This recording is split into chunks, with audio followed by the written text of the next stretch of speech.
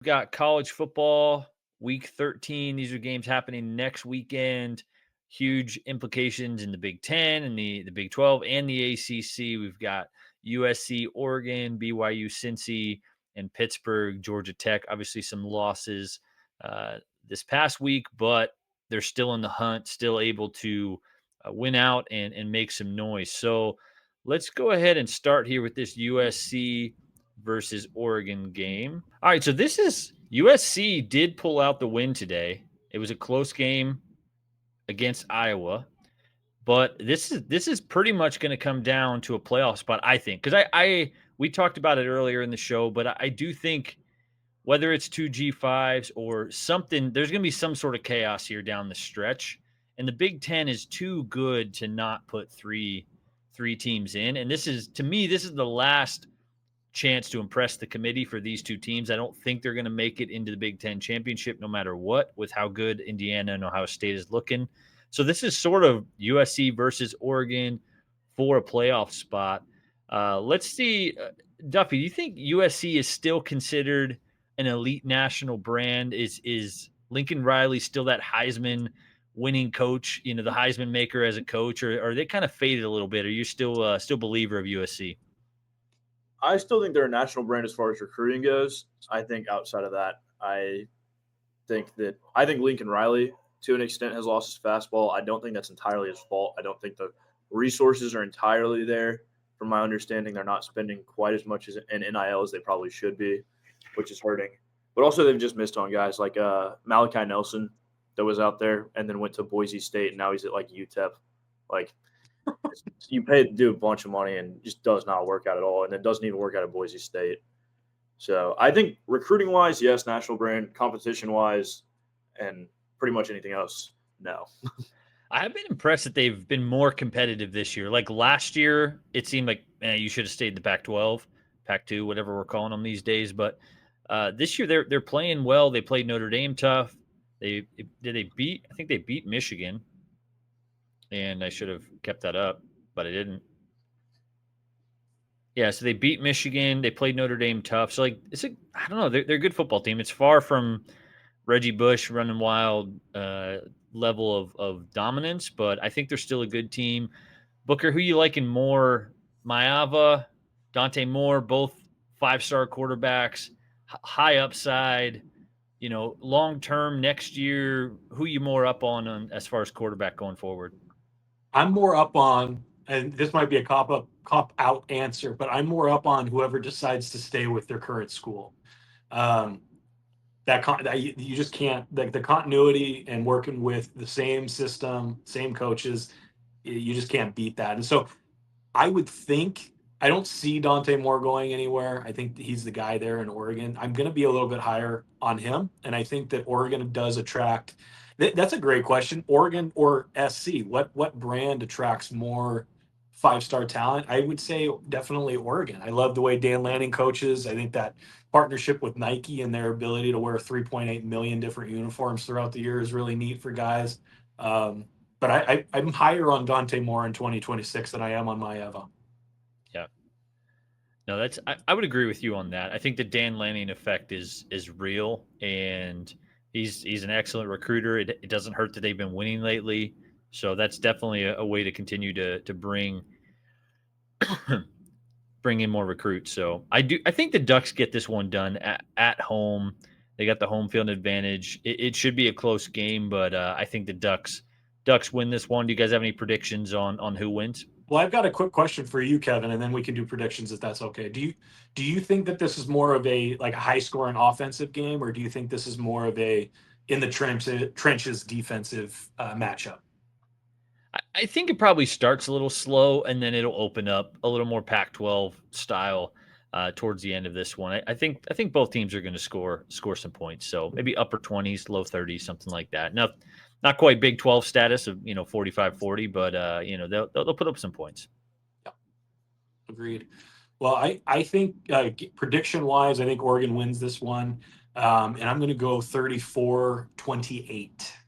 I'm actually going to go USC. I think that the Oregon OC will be gone, and I think that's going to start to slowly deteriorate that offense a little bit. going to be, or not him, but guys are going to start to worry. They're going to check out a little bit because their OC is leaving, especially Dante Moore, who I do think, though, I think he might be a top 5 quarterback in the country this year, talent-wise, performance-wise. But I'm actually I'm going to go USC, but I'm going to go 40, 45, 41. I think it's going to be an absolute higher shootout. score. Yeah. I like Nice. It will be. I probably want a rabbit trail there on that Dante Moore Maava transfer portal because they got. Is it Husan Longstreet? Is that the quarterback? They're 5-star.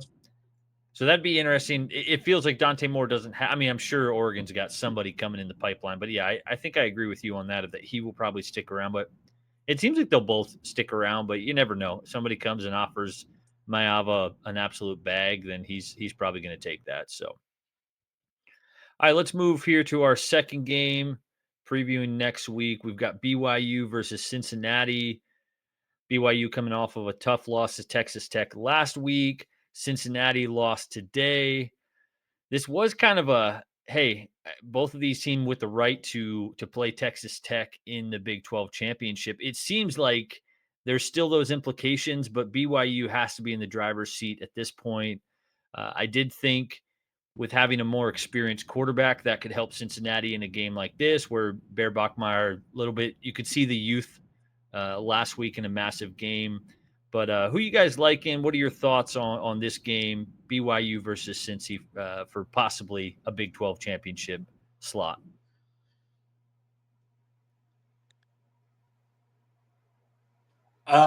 Sorry. So pause. Do you want to, Duffy, if you want on these ones, just because I feel like I'm waiting because I'm wondering, am I going to interrupt Duffy? And you're probably doing the exact thing. If you want to go next after Kev, and then I'll keep going down the line. So sounds good. Unpause. Yeah, I think BYU will handle business. I think that physically that's a little bit more of a developed and experienced football team up front on both sides than Cincinnati. But I do think it'll be competitive. I think Cincinnati will keep it close, but I think BYU will take it, and I think BYU will play Texas Tech in a Big 12 championship game. I'd love to see a BYU Texas Tech rematch. This game it's a tricky one because Sorsby has been so prolific this year on offense, and he has the weapons to do it. Bear Bachmeier, I think, showed his youth against Texas Tech, so that has me worried a little bit. And I'm not a big BYU fan, but like it's hard to not be impressed and appreciate the product that they've been able to put on the field this year. But I think they get right. I think that BYU does take care of business against Cincinnati. But I think Texas Tech did show that if Cincinnati's able to get after Bear and make him uncomfortable, then they've got a real shot at winning this game. So, all right, our final game of the week, we've got Pittsburgh versus Georgia Tech. ACC implications all around. Obviously, Pitt lost today. College game day did not help them. Georgia Tech is looking like the front runner, but this is the kind of game where if Pitt comes out and wins, it's anybody's ball game in the ACC. So I'm really curious to see how this one shakes out. Haynes King has been a monster this year. Duffy, Pitt is leading the ACC in rushing defense, while we all know that Georgia Tech is stout running the ball, which is kind of a battle of strengths here. Who do you think prevails in strength on strength? Well, before I even talk about that, I think what Pat Narduzzi said in the press conference this week about how they could lose by 100 and it's fine, and he doesn't care, was one of the more interesting. Yeah. It's like I understand because their season isn't over because it's not an ACC game, but just a weird thing to say for your football team to hear before you go play Notre Dame. Yeah. I do think Georgia Tech's run game will hold up. I just think that it's super dynamic with Haynes King and they got 2 really good backs. And I think with 3 guys that can run the ball at any given time, it's going to be hard to stop, no matter how good your rush defense is. Yeah, I agree 100%. I don't even have anything to add to that. I think Georgia Tech's running offense is able to prevail over that tough running defense. So, yeah. So, Book, if Pittsburgh wins this game, do you think they are a playoff contender? Obviously, if they win the ACC, and it was interesting to hearing them talk about the ACC today on College Game Day, where it's like Miami's the highest ranked.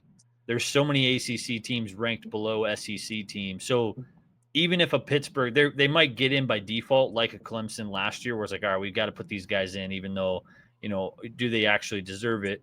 But yeah, with Pitt, if they win this game, they win the ACC. I mean, what are your thoughts? Can they actually compete in the playoffs this year? I don't think they can compete, but I think they probably do. They probably do get in. But outside of, I feel like the most trust I have in an ACC team would probably be Miami because of their ceiling, and then Georgia Tech. If Pitt gets in because they win the ACC, I think they get to put that trophy in their trophy case there in Pittsburgh, and that's kind of where and maybe sell some T-shirts about the playoff, but they would not fare well in the playoff. I mean, I love that quarterback, Matt Heinzel. He's playing out of his mind, but he's so young. He's just so young. Yeah. The playoff. There's some big boys in the playoff. And I didn't watch that game. It looked like maybe Holstein did make an appearance in that Notre Dame game, but I didn't follow it closely on that. So, any other final thoughts on these preview games before we move it along here? All right. So, again, Duffy, thank you for jumping on the show this week. We appreciate your contributions, and follow them on X, HTX Ball Co. Hopefully, we'll be seeing more of you around in the near future. And yeah, have a good rest of your weekend. Absolutely. Appreciate y'all having me on. Have a good one, boys. Thanks, Duffy.